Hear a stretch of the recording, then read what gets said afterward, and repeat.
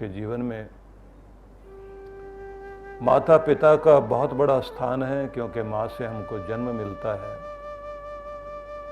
पिता के द्वारा पालन पोषण के साथ साथ हमें जीवन का आधार मिलता है, लेकिन जीवन की गुणवत्ता, जीवन का महत्व गुरु से आता है।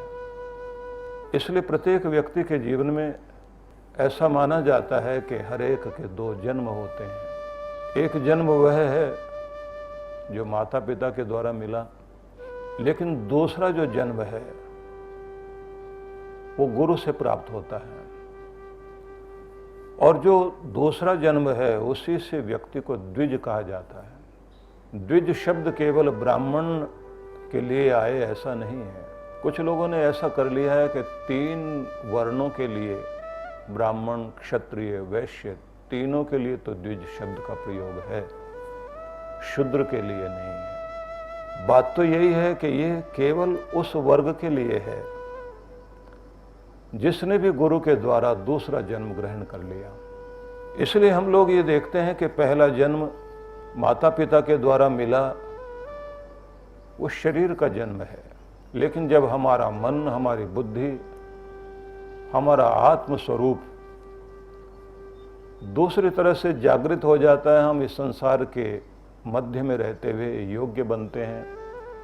संसार के झंझटों से, संकटों से पार करने की शक्ति पाते हैं। रोजी रोटी कमाने की विद्या तो एक है ही, लेकिन इस संसार में जीवन जीने की कला सीखने के साथ साथ इस लोक और परलोक दोनों में हम सफल हो सकें और अपना आध्यात्मिक उत्थान कर सकें, तो इसके लिए आवश्यक है कि हमारे जीवन में गुरु आए।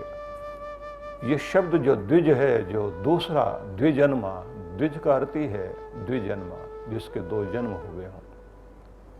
हालांकि इसके लिए और भी नाम चलते हैं कि द्विज केवल इन 4 वर्णों में से 3 वर्णों के लिए प्रयोग कर लिया गया। कुछ ने बाद में लाकर कहा कि केवल ब्राह्मण के लिए ही द्विज शब्द का प्रयोग होगा।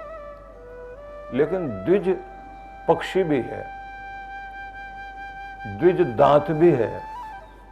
पक्षी को इसलिए द्विज कहा जाता है क्योंकि उसके भी 2 जन्म होते हैं।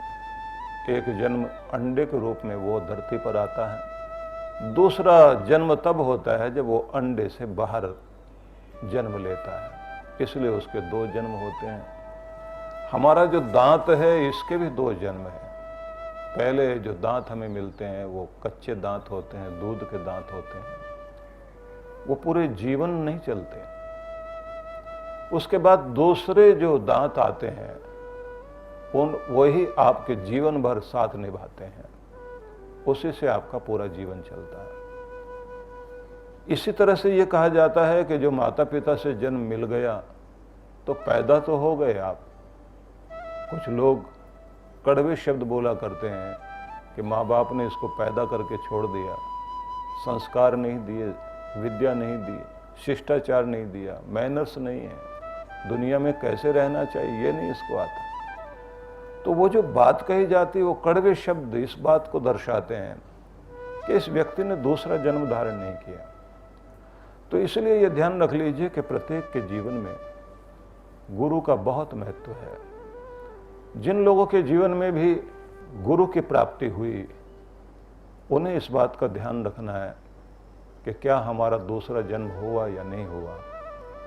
हम लोगों ने अपने जीवन के अंदर रूपांतरण ला पाए या फिर हम कोरे रह गए। गंगा के निकट रहकर भी क्या हम स्नान कर पाए।